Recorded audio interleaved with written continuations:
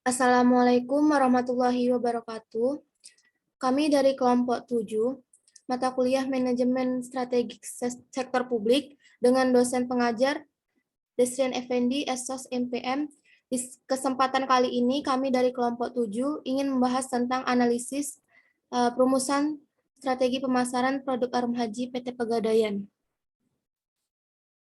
Adapun nama kelompok kami dengan saya sendiri, Fitriana Dwi Chandra, NIM 20101029, Prodi Administrasi Publik Reguler, semester 4. Domisili saya di Tanjung Pinang. Dan selanjutnya ada Juwita Reza. Perkenalkan, saya Juwita Reza, NIM 20101053, jurusan Ilmu Administrasi Publik semester 4, domisili Tanjung Pinang.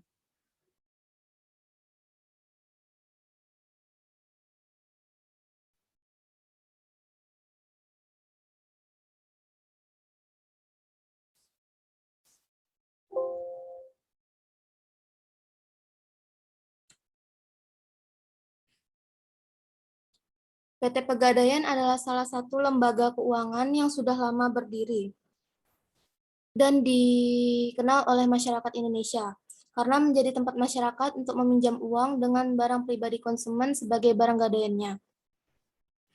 Sesuai dengan nota Pegadaian, yaitu mengatasi masalah tanpa masalah, di mana sebagai salah satu alternatif pendanaan yang sangat efektif karena tidak memerlukan persyaratan yang rumit dan proses pendanaan yang cepat. PT Pegadaian mengambil peluang dengan meluncurkan produk pembiayaan haji yang bernama Arum Haji. Arum Haji adalah sebuah peluang untuk menjadikan transaksi gadai emas menjadi lahan untuk membantu masyarakat mewujudkan niatnya untuk beribadah haji. Mekanisme produk Arum Haji, masyarakat cukup menggadaikan emas batangan seberat 3,5 gram atau perhiasan emas minimal 70% dengan berat sekitar 7 gram sebagai jaminan pokok calon nasabah dan disertakan dengan bukti SAPI, SPPH, dan buku tabungan haji sebagai jaminan tambahan untuk mendapatkan pinjaman dari Pegadaian sebesar 25 juta rupiah.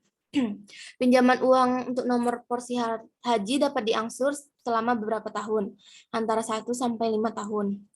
Uang pinjaman tersebut digunakan untuk membuka tabungan di bank mitra yang bekerja sama dengan Pegadaian. Selain itu, nasabah Arum Haji dapat mendaftarkan ibadah haji dan mendapatkan nomor porsi haji. Sini ada analisis lingkungan internal dan eksternal. Yang pertama, lingkungan internal. Terdapat pemasaran. Pemasaran merupakan suatu kegiatan yang dimulai dari perencanaan, menentukan harga, promosi, dan distribusi barang atau jasa untuk memenuhi kebutuhan dan keinginan konsumen. Tanpa adanya kegiatan pemasaran, maka suatu usaha yang dijalankan tidak akan berkembang pesat. Pada strategi pemasaran di PT Pegadaian, terdapat strategi acuan atau baruan pemasaran yang menetapkan komposisi terbaik dari keempat variabel pemasaran untuk dapat mencapai sasaran pasar yang dituju, sekaligus mencapai tujuan dan sasaran perusahaan. Keempat unsur strategi pemasaran terdiri dari strategi produk, strategi harga, strategi penentuan lokasi, dan strategi promosi. Yang kedua ada produksi. Pada PT Pegadaian memiliki berbagai macam jenis produk yang terbagi ke dalam 4 kategori. Yang pertama yaitu produk utama, terdapat kredit cepat aman, Krasida, Kreasi, dan Gadai Efek. Yang kedua ada produk syariah, terdiri dari RAN, Amanah, Arum, dan Harum Haji. Yang ketiga ada investasi emas, terdiri dari Mulia, tabungan emas, dan konsiasi emas. Yang ketiga, sumber daya manusia. Dalam sumber daya manusia terdapat tujuan manajemen atau pengembangan SDM yang bertujuan untuk meningkatkan kemampuan dan keterampilan dalam bekerja. Sikap karyawan atau anggota organisasi sehingga lebih efektif dan efisien dalam mencapai sasaran program-program atau tujuan organisasi. PT Pegadaian mendapatkan penghargaan karena Pegadaian dinilai sebagai salah satu perusahaan yang memiliki pengembangan sumber daya manusia yang menunjukkan empati serta kepeduliannya terhadap karyawan. Yang keempat ada keuangan. Dalam suatu organisasi maupun perusahaan, terdapat manajemen keuangan, di mana setiap perusahaan maupun organisasi memiliki manajemen atau laporan keuangan. Begitu juga pada PT Pegadaian, di mana pada PT Pegadaian di setiap daerah berbeda-beda, tidak bisa kita samakan. Kadang mengalami penaikan, kadang mengalami penurunan. Yang kelima ada administrasi dan akuntansi. Pada PT Pegadaian terdapat tugas-tugas administrasi di dalamnya, seperti melaksanakan kegiatan surat menyurat, dokumentasi, dan pengarsipan, membuat bahan presentasi untuk menyampaikan laporan, mengelola administrasi terkait fasilitas pegawai atau kesejahteraan PT Pegadaian, memantau pemenuhan kebutuhan ATK, dan mengelola administrasi pelaksana rapat. Jenis akuntansi yang ada pada setiap organisasi atau perusahaan, seperti pada PT Pegadaian, yaitu akuntansi keuangan, perbankan, biaya, dan akuntansi manajemen pajak dan audit. Yang keenam ada penelitian dan pengembangan. PT Pegadaian Persero sejak awal pendiriannya telah memberikan manfaat bagi masyarakat Indonesia, khususnya untuk kalangan masyarakat menengah ke bawah, untuk mendapatkan modal yaitu untuk perkembangan bisnis keuangan di Indonesia terus bergerak ke arah digital. Hal ini didorong oleh perkembangan teknologi dan perubahan perilaku nasabah yang semakin ramah dengan perkembangan finansial teknologi. Alasan inilah yang membuat PT Pegadaian Persero terus meningkatkan potensinya sebagai badan usaha milik negara yang bergerak di bidang keuangan melalui inovasi dan sinergi. Yang ketujuh ada sistem informasi manajemen. Pada PT Pegadaian, penerapan sistem informasi manajemen terbagi dalam 5 indikator. Yang pertama ada perangkat keras atau hardware, yaitu ketersediaan fasilitas sarana dan prasarana dan ketersediaan jumlah pegawai. Yang kedua ada perangkat lunak atau software, yaitu ketersediaan program aplikasi dan penggunaan website. Yang ketiga ada database, yaitu ketersediaan database, proses keupdatean data atau memperbarui, dan bentuk penyajian informasi. Yang keempat ada prosedur, di mana proses pengumpulan dan pengolahan data dan informasi yang dihasilkan. Dan yang kelima ada manusia atau brainware, yaitu kemampuan menganalisis data, kemampuan mengoperasikan komputer, dan kemampuan memelihara hardware. Yang kedelapan ada budaya organisasi. Dalam PT Pegadaian memiliki budaya organisasi atau budaya perusahaan yang harus selalu dipelajari, dipahami, dan dihayati dan dilaksanakan oleh seluruh insan Pegadaian, yaitu jiwa akhlak yang terdiri dari amanah, kompeten, harmonis, loyal, adaptif, dan kolaboratif. Yang kesembilan ada manajerial, yaitu yang pertama ada perencanaan atau planning. Perencanaan yang dilakukan oleh PT Pegadaian dimulai dari perencanaan peralatan canggih, perencanaan penerimaan karyawan, perencanaan pembagian kerja yang dilakukan dengan baik dan sesuai dengan teori fungsi manajemen guna meningkatkan kinerja perusahaan tersebut. Yang kedua ada pengorganisasian atau organizing. Dalam pengorganisasian atau pembagian kerja, pada PT Pegadaian perusahaan sudah menentukan orang-orang yang akan melakukan pekerjaan sesuai dengan pembagiannya. Karena apabila tidak ada pembagian tugas, maka karyawan akan bingung harus melakukan apa. Yang ketiga ada pengarahan atau directing. Pada PT Pegadaian, pengarahan merupakan keinginan untuk membuat orang lain mengikuti keinginannya, yang dengan menggunakan kekuatan pribadi atau kekuasaan jabatan secara efektif dan pada tempatnya dalam kepentingan jangka panjang perusahaan sendiri. Yang keempat ada pengawasan atau supervision. Pada PT Pegadaian, pengawasan merupakan fungsi penting karena untuk membantu memeriksa kesalahan dan mengambil tindakan korektif sehingga meminimalkan penyimpangan dari standar dan mengatakan bahwa tujuan organisasi telah tercapai dengan baik.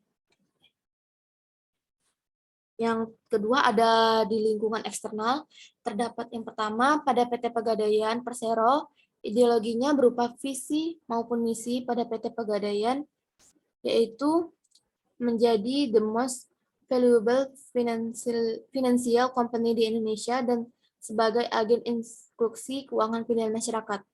Yang kedua ada ekonomi. PT Pegadaian Persero terus berkonsisten mendukung program pemulihan ekonomi nasional atau PEN dalam penyaluran pinjaman kepada masyarakat. Hingga Juni 2020, Pegadaian mencatatkan omset sebesar 80,4 triliun rupiah, naik 18,8% dibandingkan dengan periode sebelumnya sebesar 67,7 triliun rupiah. Pinjaman yang disalurkan tersebut sekitar 60% bersifat produktif, sedangkan 40%-nya bersifat konsumtif. Sebagai BUMN, Pegadaian terus berkonsisten mendukung program pembangunan ekonomi. Apalagi pada saat ini masyarakat tengah menghadapi ketidakpastian akibat pandemi COVID-19. Yang ketiga ada politik. Kondisi politik dapat memberikan pengaruh, meski seringkali tidak begitu nyata dirasakan. Pada PT Pegadaian, jika suasana pengelolaan negara atau permasalahan politik tidak penuh gejolak, perundang-undangan hingga badan-badan atau instansi pemerintah lainnya mempengaruhi kelancaran organisasi, merupakan aspek-aspek yang diperhatikan oleh pemasar atau nasabah, karena kurang lebih akan memberikan pengaruh pada aktivitas pemasarannya. Yang keempat ada teknologi. Untuk meningkatkan daya saing perusahaan dalam industri keuangan sejalan dengan perkembangan teknologi dan kebutuhan masyarakat yang memerlukan layanan secara digital. Oleh karena itu, PT Pegadaian berkonsisten melakukan transformasi digital di semua sektornya, yaitu era industri 4.0 turut menciptakan peluang untuk mengembangkan produk baru sesuai dengan potensi perusahaan atau kebutuhan masyarakatnya. Yang kelima ada sosial. PT Pegadaian diberi penghargaan di bidang sosial kemanusiaan dan bina lingkungan pada Ajang Indonesia TJSL Award 2021. PT Pegadaian Persero meraih penghargaan untuk kategori Best TJSL 2021 with Outstanding Partners Capacity and Capabilities Development Program kategori Financial Service. Penghargaan tersebut diberikan oleh PT Pegadaian dalam bentuk apresiasi atas komitmen PT Pegadaian yang terus berkonsisten menjalankan berbagai program tanggung jawab sosial dan lingkungan BUMN kepada masyarakat. Yang keenam ada pemerintahan. Pelaku usaha mikro dan usaha kecil yang membutuhkan bantuan dana untuk mengembangkan usahanya memilih PT Pegadaian sebagai salah satu lembaga keuangan non-bank sebagai sarana alternatif untuk memperoleh kredit yang relatif mudah, aman, dan cepat. PT Pegadaian Persero dimaksudkan sebagai suatu lembaga yang memberikan fasilitas bagi masyarakatnya untuk dapat memperoleh pinjaman uang secara praktis. Yang ketujuh ada pemegang saham. Pemegang saham pada PT Pegadaian 100% sepenuhnya dimiliki oleh Pemerintah Republik Indonesia atau Kementerian Badan Usaha Milik Negara atau BUMN. Selanjutnya akan dibacakan oleh Juwita Reza. Selanjutnya militer. Pada Badan Usaha Milik Negara atau BUMN, pasti menyelenggarakan kegiatan akademi militer. Kegiatan tersebut dilaksanakan dengan bertujuan agar para karyawan PT Pegadaian atau Persero tidak saja memiliki nilai-nilai profesionalisme di bidangnya, tetapi juga pada jiwa kepemimpinannya dan integritas yang kuat, sehingga dapat memajukan PT Pegadaian atau Persero dalam menghadapi kompetisi global yang sangat ketat. Kesembilan, pendidikan. Pada era globalisasi ini, dan di tengah persaingan di bidang pekerjaan semakin ketat, suatu organisasi wajib mempunyai sumber daya manusia atau SDM yang mampu mencapai sebuah keunggulan dalam bersaing. Oleh karena itu, kualitas SDM dalam suatu organisasi wajib selalu diperhatikan, karena menjadi faktor utama baik atau buruknya organisasi. Pendidikan sangat dibutuhkan dalam rangka meningkatkan kualitas SDM dalam mewujudkan perubahan, karena pendidikan merupakan bekal dasar bagi karyawan dalam melaksanakan pekerjaan dan bertujuan untuk membantu pencapaian tugas supaya mencapai hasil kerja yang baik. Pendidikan merupakan alat untuk mempersiapkan SDM sebelum memasuki pasar kerja, dengan pengetahuan yang diperolehnya dari pendidikan diharapkan sesuai dengan syarat dan kondisi yang dituntut oleh suatu pekerjaan.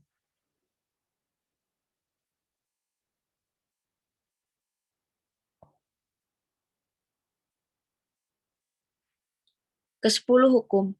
Dasar hukum PT Pegadaian atau Persero diantaranya sebagai berikut. Yang pertama, Undang-Undang Republik Indonesia Nomor 28 Tahun 1999 tentang penyelenggaraan negara yang bersih dan bebas dari korupsi, kolusi, dan nepotisme. Yang kedua, Undang-Undang Republik Indonesia Nomor 13 Tahun 2003 tentang ketenagakerjaan. Ketiga, Undang-Undang Republik Indonesia Nomor 19 Tahun 2003 tentang Badan Usaha Milik Negara. Keempat, Undang-Undang Republik Indonesia Nomor 40 Tahun 2007 tentang Perseroan Terbatas. Kelima, Undang-Undang Republik Indonesia Nomor 21 Tahun 2011 tentang Otoritas Jasa Keuangan. Keenam, Peraturan Menteri Negara BUMN Nomor per 01/MBU/2011 tentang penerapan tata kelola perusahaan yang baik atau GCG pada BUMN sebagaimana diubah dengan Peraturan Menteri BUMN Nomor per 09/MBU/2012. Yang ketujuh, Pedoman Umum GAD Corporate Governance Indonesia yang diterbitkan oleh Komite Nasional Kebijakan Governance atau KNKG tahun 2006.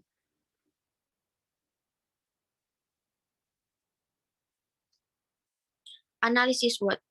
Yang pertama ada strength atau kekuatan. Yang pertama, PT Pegadaian sudah dikenal oleh masyarakat luas dan memiliki brand image yang baik di mata masyarakat Indonesia. Yang kedua, biaya produk Arum Haji bervariasi sesuai dengan kemampuan finansial masyarakat Indonesia. Yang ketiga, promosi Arum Haji melalui program Mitra Dakwah Arum Haji, Ormas Islam, dan brand ambassador. Yang keempat, PT Pegadaian memiliki proses yang mudah, cepat, dan aman. Kelima, PT Pegadaian atau Persero dimiliki oleh perusahaan BUMN. Yang kedua ada weakness atau kelemahan. Produk Arum Haji belum terlalu dikenal luas oleh masyarakat meskipun sudah melakukan promosi. Yang kedua, biaya administrasi yang cukup besar dan penambahan biaya lainnya. Ketiga, kurangnya waktu yang tersedia untuk memasarkan produk Arum Haji karena jam kerja di kantor, sehingga pegawai mencari waktu luang dalam memasarkan produk Arum Haji. Berhubung semua pegawai terlibat dalam kegiatan pemasaran. Yang keempat, nasabah harus memiliki emas yang dijadikan jaminan. Kelima, kurangnya penjelasan dari staf atau pegawai kepada nasabah mengenai hak dan kewajiban dalam perjanjian. Next.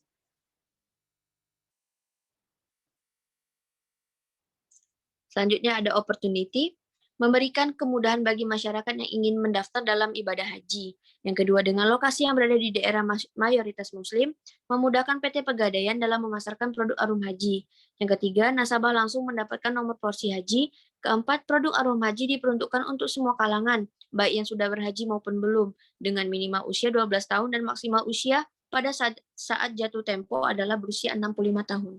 Yang kelima, besarnya jumlah masyarakat yang memiliki keinginan untuk beribadah haji. Selanjutnya ada tweets.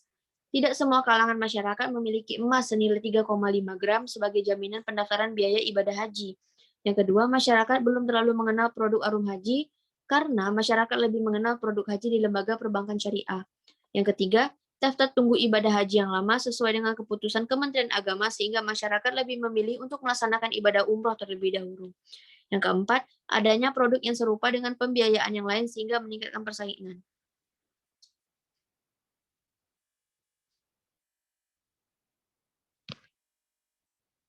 Selanjutnya ada strategi SO. Pada strategi SO adalah strategi teknik yang menggunakan kekuatan internal suatu perusahaan untuk memanfaatkan peluang yang ada. Strategi SO pada PT Pegadaian Persero adalah meningkatkan promosi produk Arum Haji dengan menggunakan brand ambassador atau tokoh masyarakat sehingga lebih mudah dalam menjangkau masyarakat. Selanjutnya ada strategi WO. Pada strategi WO adalah teknik memanfaatkan peluang untuk mengatasi kelemahan. Strategi WO pada PT Pegadaian atau Persero adalah meningkatkan kualitas pegawainya dengan cara memberikan pelatihan mengenai produk Arum Haji agar dalam pemasaran produk Arum Haji lebih mudah.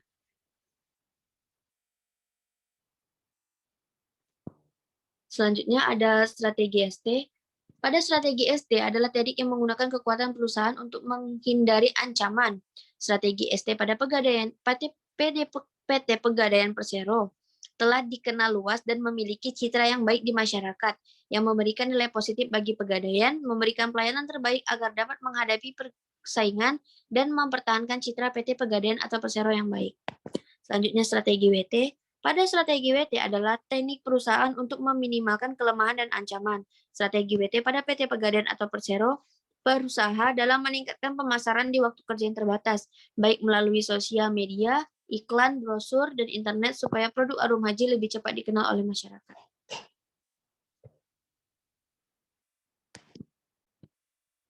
Selanjutnya analisis strategi. Strategi pemasaran adalah cara yang digunakan oleh suatu perusahaan untuk merealisasikan visi misi dan sasaran yang telah ditetapkan. Strategi pemasaran memfasilitasi proses pertumbuhan, pertukaran, perkembangan hubungan dengan konsumen dengan cara mengamati secara cermat kebutuhan dan keinginan konsumen. Selanjutnya dilanjutkan dengan pengembangan suatu produk yang bisa memenuhi kebutuhan konsumen.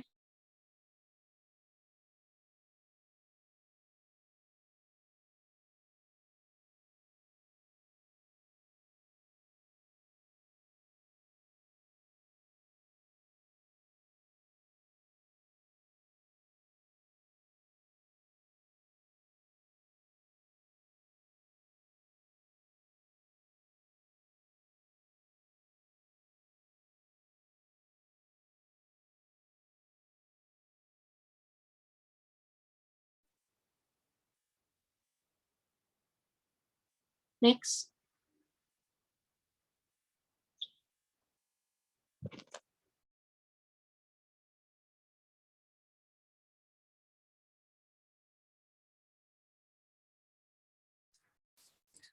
Oke, demikianlah presentasi yang dapat kami sampaikan. Terlebih dan terkurang kami mohon maaf. Assalamualaikum warahmatullahi wabarakatuh.